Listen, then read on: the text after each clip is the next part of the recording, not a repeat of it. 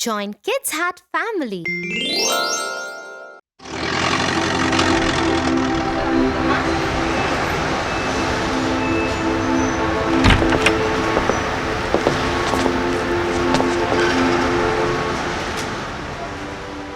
Look at that man, Tia.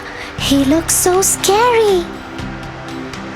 I wouldn't want to be around him. That is not a nice thing to say, Tofu. Just because he scares you doesn't mean he's not kind and caring. Let me tell you a story of the Beauty and the Beast.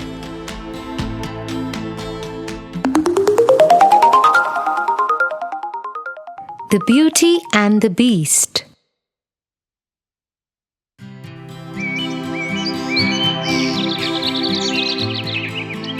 Belle lived in a village with her father Morris, who was an inventor. One morning, as she was returning from the market, a hunter named Gaston stopped her. Gaston was an arrogant young man. Everybody in the village knew he always got what he wanted.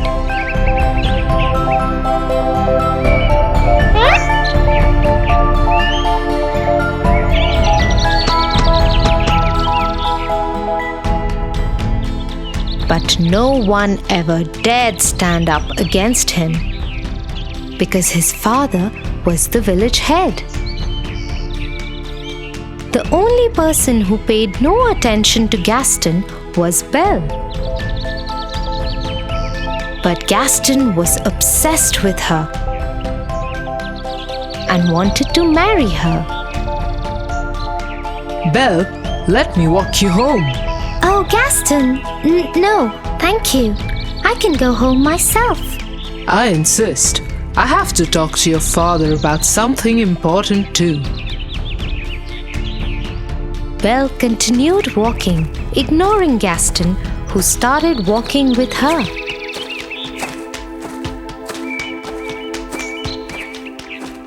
Once home, Belle quickly went inside. Morris, come out. I have to talk to you. What is it? It is your lucky day. I am going to marry Belle. You have lost your mind. Go away, Gaston. Belle is never going to marry you. Just then, there was a loud explosion in Morris's lab, and he took off towards it. Belle also ran towards her father's lab. Seeing that there was no one he could push around, Gaston left.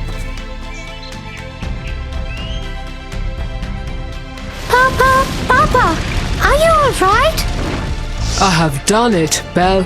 My experiment was successful. I am leaving for the fair in the nearby village immediately. You will see, my child. People are going to love this. And so Morris leapt on his horse Philip and rode off.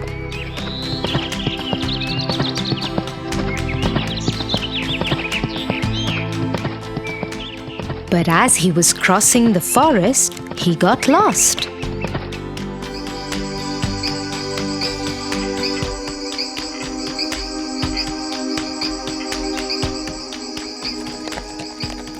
After a few hours, Philip and he landed in front of a huge, lonely castle.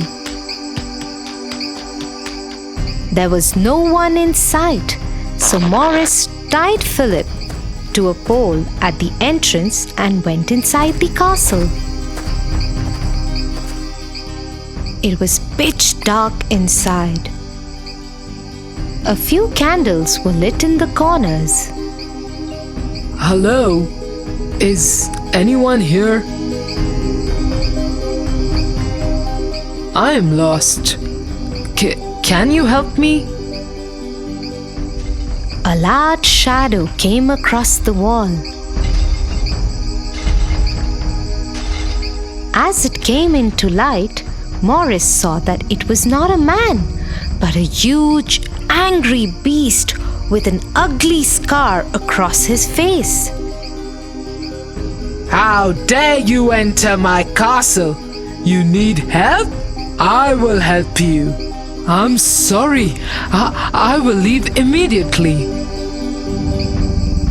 And Morris started running back the way he had come. But the beast got him and started dragging him. He took him down the staircase and locked him in the dungeon. Please, please let me go. Please let me go. You will stay here forever. This dungeon is your world now.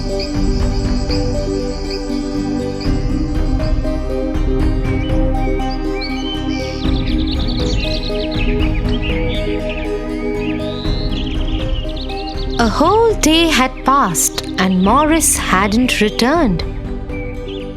Belle got worried and decided to go to the nearby village to look for her father.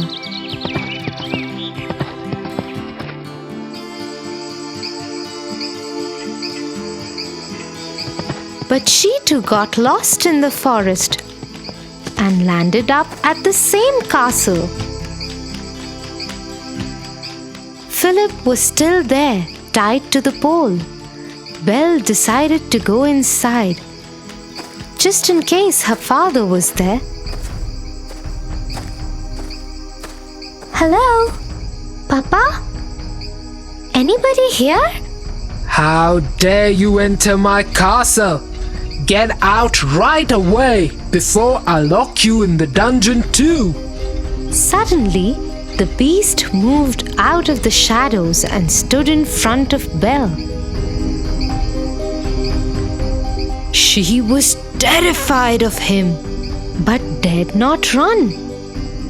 Somewhere from far away, she could hear another voice. It was her father. Please, please let me go. Let me go, please. Open this door. Let me go, please. Do you have my father? Can you please let him go? Hey, what are you saying? I will stay instead of him. Please let him go. Hearing this, the beast took Belle's hand and dragged her up the stairs.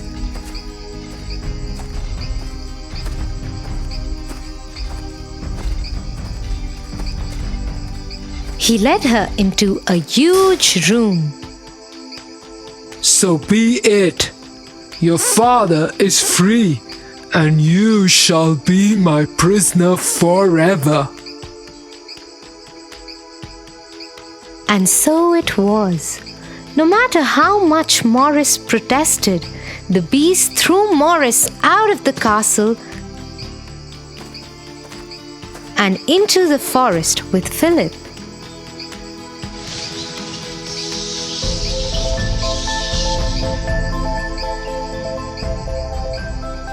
When dinner time came, Belle did not join the beast for dinner. Instead, she stayed in her room crying. The beast entered her room and said, If you are going to stay in this castle, you have to follow its rules. You are expected at dinner. Don't you dare miss it next time. You are a monster. You didn't even let me see my father one last time. Go away. I hate you. Seeing Belle heartbroken, the beast felt bad. He pulled out a hand mirror from his coat and gave it to her. In the mirror, she would be able to see whomever she wanted to see at that moment. Belle looked into the mirror and saw her father finally leaving from the castle and riding into the forest. But to her horror, she saw he and Philip had suddenly been attacked by a pack of wolves. She gave out a loud cry and ran downstairs out of the castle gates and towards her father. Soon, she found herself and her father Morris surrounded by ferocious wolves. Just as the wolves were about to attack Belle, a large paw grabbed one of them by the neck and threw it away.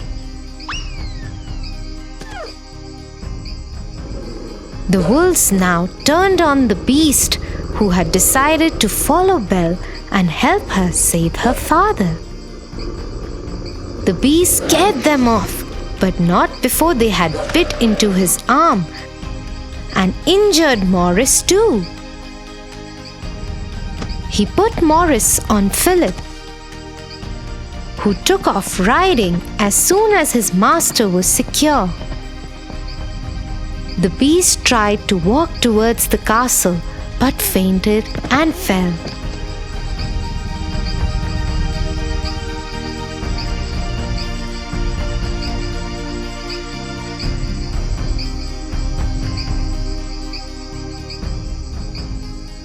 He woke up 2 days later to find Belle sitting by his bedside in his room. The wounds on the arm had been bandaged. You didn't go? You are awake. I hope you're feeling better. Thank you for saving our lives. Over the next few days, Belle nursed the beast back to health.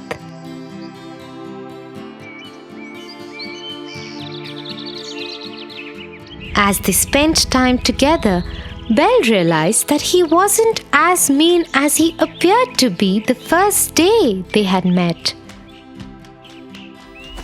In turn, the beast learned to change his ways and became gentler and kinder.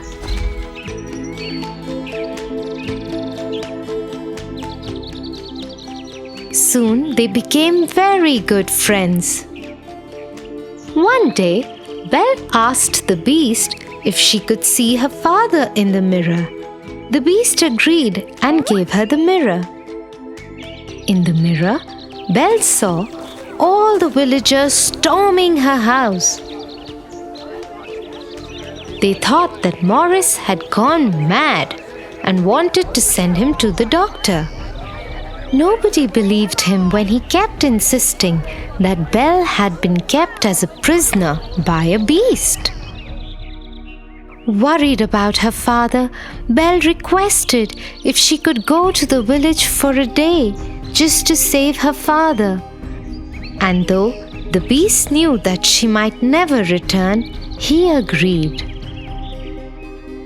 Go, but take this mirror with you. In case you ever want to see me.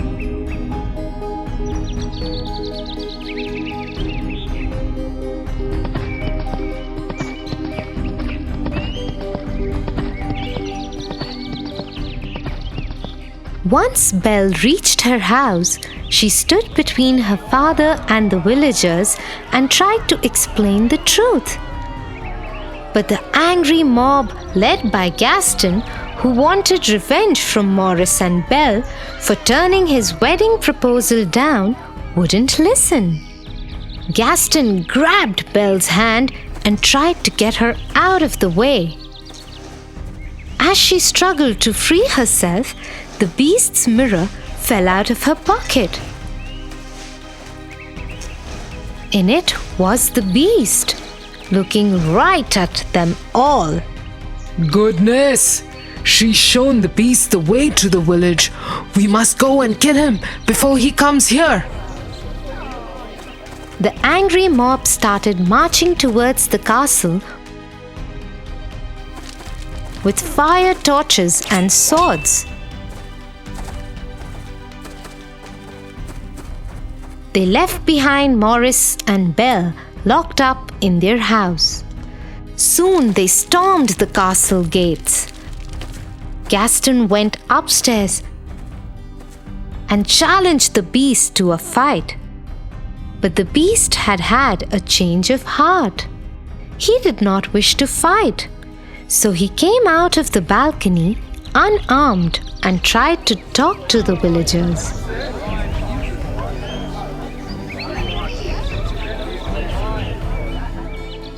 But Gaston wouldn't have it. He wanted to kill the beast, and so he attacked him. His sword pierced through the beast's stomach. Shocked, the beast swung his arm to protect himself. Scared, Gaston stepped backwards and fell off the balcony and died. Somehow, Belle had escaped from her house.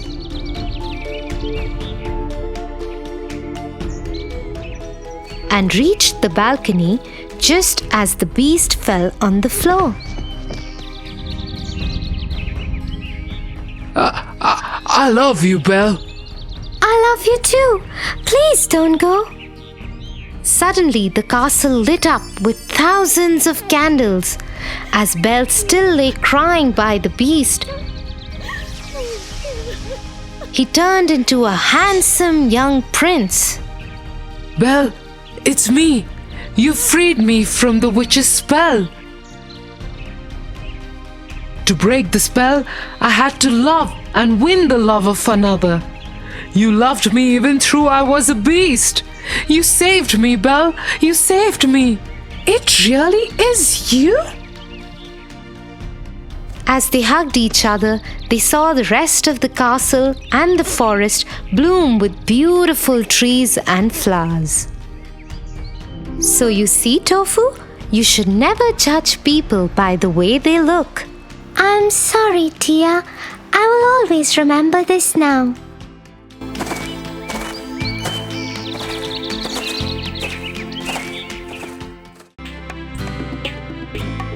For your favorite rhymes, stories, and more, join Kids Hut family. Subscribe here.